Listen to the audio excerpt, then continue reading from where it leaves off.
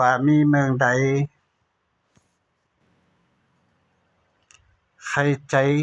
คิดมาไว้ยิ่งเศร้าไทยไปมองพ้องยามมืดดีกว่าสั่งน้องว่าเบาหึงตีปอกถึงขึ้นขอบเบาหึงนานซ้ำตอบจักกว่าฮักเฮอเปิ้นน้องโกเลิ่นเฮาหายเหมือนจ้ายปีเกยว่าโวผาดฟงปินเนอร์คนฝากผักผาดเนอร์ปินเปินคนผาดเจอปินเปินความสังของปีใจหวายมาจักใดหันตั้งเต้นใจ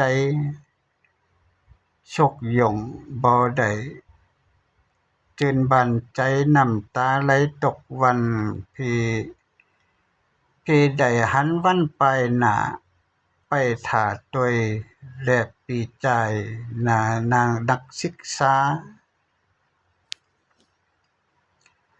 ชอบว่าแต่หน้าแน่นแม่นแก่นไว้ไผมันยังบ่เต้นเหตุการณ์โกปอผาดโกปอผานอ่อนตาผานอ่อนต่างร้องข้างว่าอยากนำหน้าเมอในลาติก้าวหน้าเมื่อเราตีขึ้นใหญ่จึงใครใจต้วยดูอยู่เน้ออยู่เหงาอยู่เบากินบางการสังบ่จอยจัก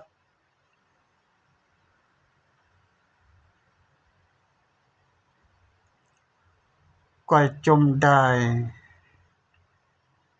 ภายน้ำซ้ำเฮ็ดนอน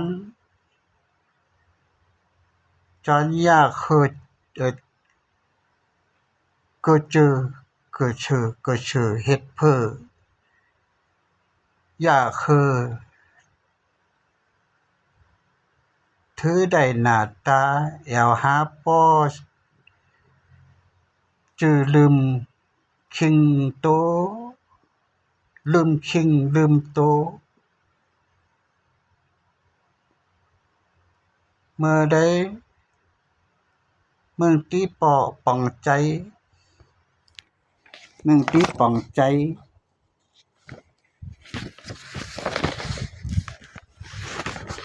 เมื่อใดที่ป่องใจเรื่องนรกสวรรค์นิพพานและจัดหน้าเป็นปัญญาตีเถียงกันมานานแล้วลังพ่องก็ว่านรกสวรรค์นิพพานบ่มีจัดหน้าต่อไปก็บ่มี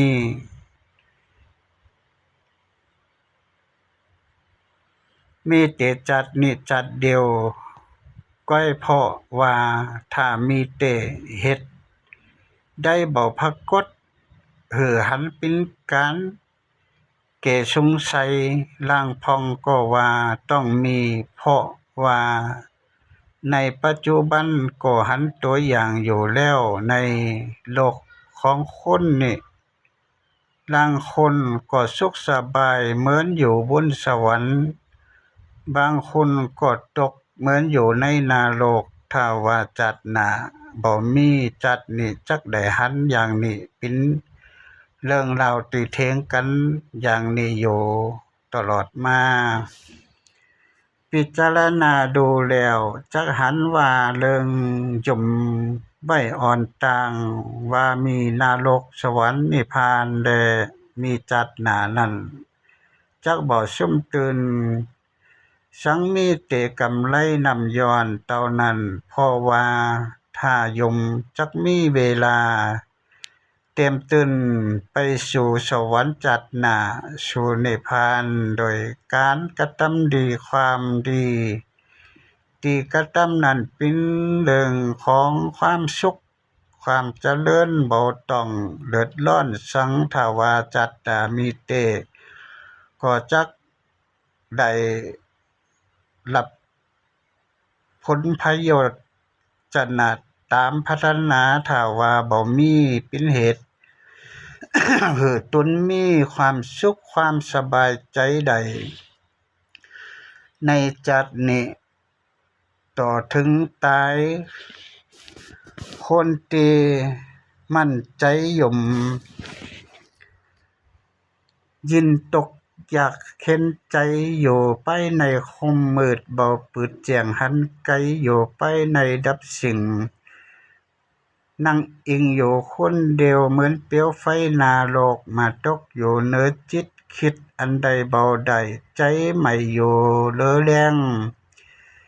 แต่ก็แข็งใจสู้ก็เปิดโลกกำจึงคิดคะนึงไปท่าวันหน้าเมื่อแรงมาก็จักปาโตและใจเตี้ยวตั้งไปเข้าสู่ตีหมู่เจอหัดหารสานมือกันต่อสู้หือโลกใดรู้ใดหือโลกใดรู้หันจนกันเฮ็ดสร้างแผ่นดินกว้างเมืองไทยหือได้สร้างเข้ามาหือได้สานเข้ามากเล่งปากชบเจ้าเราถูกต้องฮะถูกหรือผิดไม่รู้ความพิจารณามีอย่างใดก็รวมกันให้ใจดูเรื่องราวมันเตได้ปิ้นมาเวลาหึงนั้นมีที่ผ่านพ้นมาพอหึงแล้วเตก็ยังปิ้นบทเล่นเกศเจ้าเราตั้งหลายอยู่จักได้ยกออกถอกเนตานักอ่านตั้งหลายหือได้พิจารณากันต่อไปความหันผู้แต่สมัยนั้นบ้านเมืองก็สุขเสียงเงินคำฮ้อเลื่อนเยลำ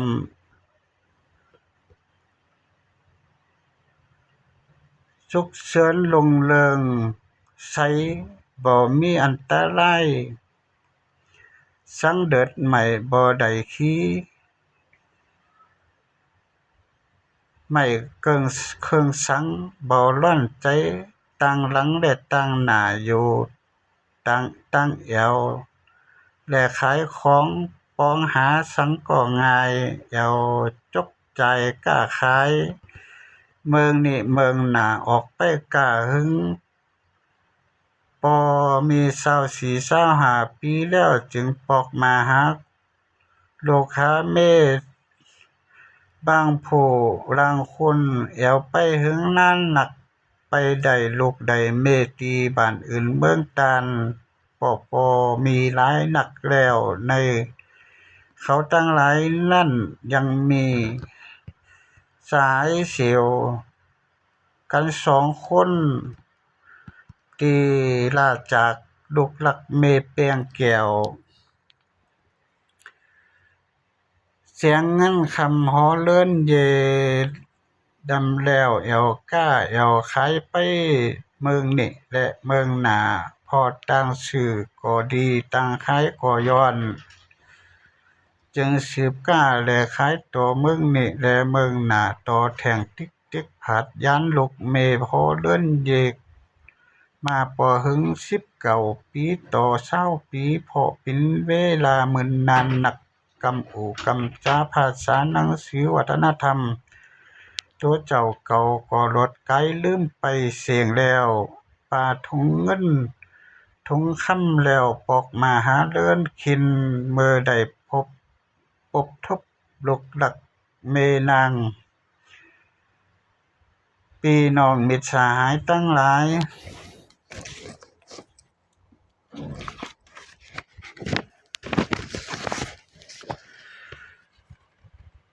นั่นเตก็เป็นอันสนุกจืนบานซ้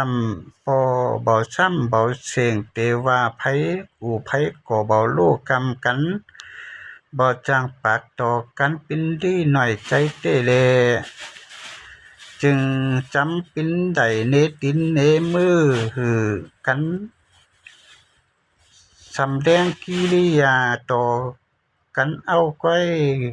อยู่เฮ็ดดังนั้นมาต่อมามีวันหนึ่งคน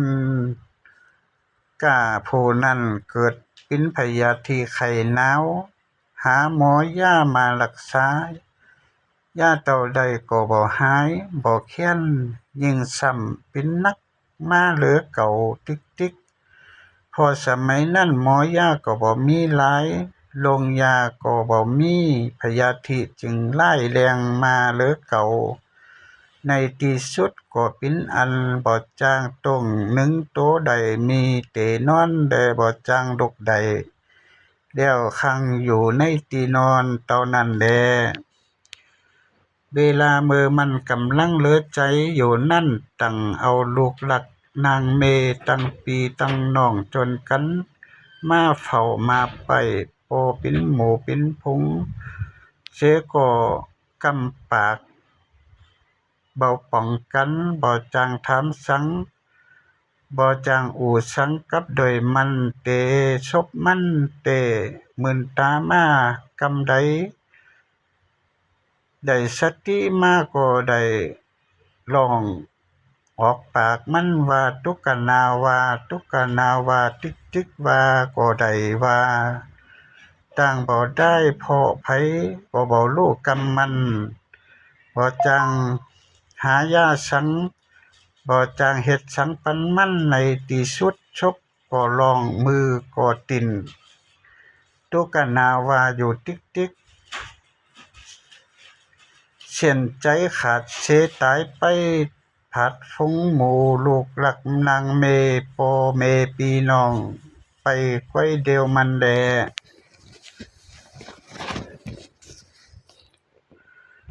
ลูกแม่พี่น้องตั้งหลายเต้จนกันถ้าว่ามันไปกล้าและได้ไปจับพยาธิเมืองเปิ้นอันชื่อว่าทุกขณาวานั้นมาแล้วได้ตายเข้าใจดังนี้ทุกคนเมื่อมันตายไปแล้วบ่หึงนานเท่าใดสหายของมันที่จอมกันไปกล้านั่นก็ได้ยินข่าวว่าสหายของตนตายไปแล้วเป็นอันบ่ดีงามแล้วจึงมาสู่ใจเมเสียวภริยาของสหายมันจึงถามว่าสหายข้าเป็นสังและตายมันเป็นพญานอกเมืองอันชื่อว่าทุกขณาวาอันได้ตายหาพระปินพญาชังป้อเมื่อมันหนาวเลยแห้งนั่นได้ออกปากว่าทุกขณาวาดังตั้งคืนตั้งวันและตายไปของคึกโลงหลังลิงแล้วทุกขณาวาอันว่านั้นเปว่าถุงยามีในหีบนั่นแลกำนั้นเขาจึงจ้นกันไปเปิดด้วยในหีบจึงได้ไปหันใส่ถุงยาใจแล้วยาอันนี้เมื่อมันเป็นพยาธิหนาวเมืองเปิ้นนั่นมันกินยาอันนี้และหายเมื่อได้หันเป็นฉะนั้นเมมันจึงได้เสียอกเสียใจเอามือตบหน้าอกมันแล้วร้องไห้ออกเสียงว่าพ่อช่วยพ่อลืมกำบูกำจาภาษาหนังสือตกเจ้าเก่าถึงพ่อได้ตายแน่นอย่าโพดอายุของสูมีในหีบอยู่ก็บ่จังเอาปันกินว่าเสน้ำตาย้อยลงจอมเกี่ยมอยู่ก้อย